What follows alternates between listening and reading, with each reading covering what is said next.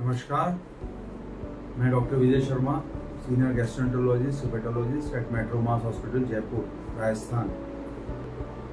कल तारीख 28 जुलाई 2023 को वर्ल्ड हेपेटाइटिस डे है, यानी कि विश्व लीवर दिवस। हेपेटाइटिस क्या होता है? हेपेटाइटिस लीवर की लंबे समय तक चलने वाली सूजन की बीमारी को कहते हैं। दो तरह के हेपेटाइटिस होते हैं, एक्यूट हेपेटाइटिस, क्रोनिक हेपेटाइटिस। एक हेपेटाइटिस जो कि कुछ दिन के लिए होता है उसको एक्यूट हेपेटाइटिस बोलते हैं, और लंबे समय तक महीनों या सालों चलने वाले लीवर की सूजन को क्रोनिक हेपेटाइटिस बोलते हैं। किन कारणों से हेपेटाइटिस होता है?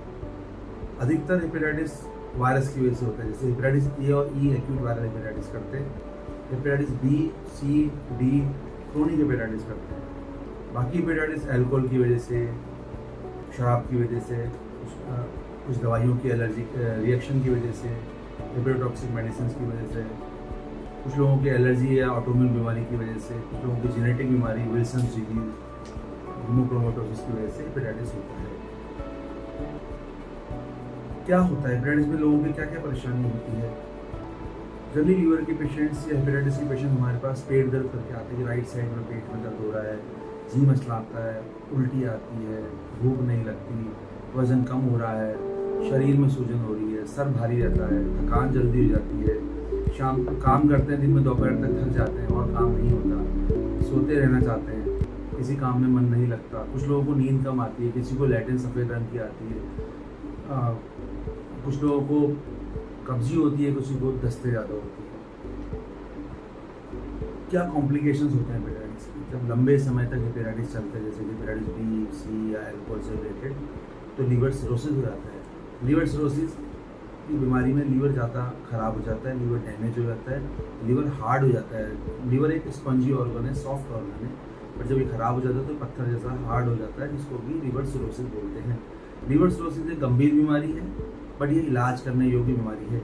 लीवर सिरोसिस की भी 3 स्टेजेस होती हैं हेपेटाइटिस। इसमें Child A, Child B, Child C हम इस तरह से बोलते हैं, और अकॉर्डिंगली हम पेशेंट को और उनके रिलेटिव्स को बीमारी की गंभीरता के बारे में समझाते हैं, और उसी के हिसाब से उनके कॉम्प्लिकेशन और उनके इलाज के डिसीजन लिए जाते हैं। सी सबसे ख़राब स्टेज होता है और चाइल्ड ए सबसे हल्की स्टेज होती है। कैसे बचा जाए हेपेटाइटिस से? हेपेटाइटिस ए और ई से हम साफ़ पानी, साफ़ खाना, फल सब्जी धुले हुए हों, साफ़ हो, सीधे बाज़ार में खरीदा खा लिया, उससे हो जाता है। साफ़ जगहों से पानी लेना चाहिए, नहीं किसी भी टंकी से पानी पी लिया, तो साफ़ पानी लेंगे, साफ़ खाना होगा, साफ़ फल सब्जी होंगे, तो हेपेटाइटिस ए और ई से हम बच जाएंगे। हेपेटाइटिस बी और सी से हम अलग अलग तरह से बच सकते हैं, जैसे कि कॉमन दातुन लोग काम में नहीं लें। कुछ लोग इंजेक्शन लगाते हैं, सेम सिरिंज कहीं गाँव में एक ही सिरिंज को 5 बार काम में ले लिया, उससे भी काम हो जाता है। औजार, जो ऑपरेशन के औजार हैं, उनको साफ़ होना जरूरी है, स्पिरिट से, अल्कोहल से सफाई होनी जरूरी है। दांत साफ़ करने के औजार या दांत के ट्रीटमेंट करने के जो डेंटिस्ट जो इंस्ट्रूमेंट्स काम में लेते हैं, या फिर जो टैटो करते हैं स्किन पे, जो गोदना करवाते हैं, या स्किन पे कोई भी पियर्सिंग, कान के अंदर छेद करवाते हैं, नाक में छेद कराते हैं, जो भी चीज़ एक आदमी से दूसरे आदमी के शरीर में चुभाई जाए, वो हेपेटाइटिस बी और सी को फैलाती है। वही कारण एड्स को भी फैलाती है। ट्रीटमेंट हम अलग अलग पेशेंट का अलग अलग कारणों को पहले मालूम करते हैं, उसी के हिसाब से पेशेंट का इलाज करते हैं। जैसे हेपेटाइटिस ए और ई के पेशेंट का कुछ दिन से, कुछ सप्ताह, कुछ महीने इलाज चलता है, फिर ठीक हो जाता है।